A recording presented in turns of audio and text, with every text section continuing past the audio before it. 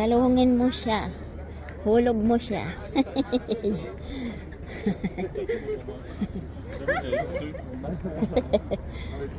Sabi niya ay hulog kita. Tawa din yung babae. Hindi naman, nagjo-joke-joke lang siya. Ayan guys, oh. Ayan na yung boat na dumadaan sa amin. OMG, ano yan? Ito yung piano na tumutugtog pag linggo. So, ayan guys.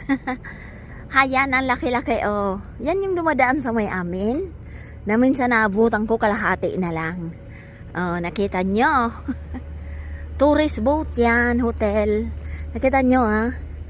May underground yan, so ang cabin is first floor, second floor, third floor. Ang ika-fourth floor niya ay yung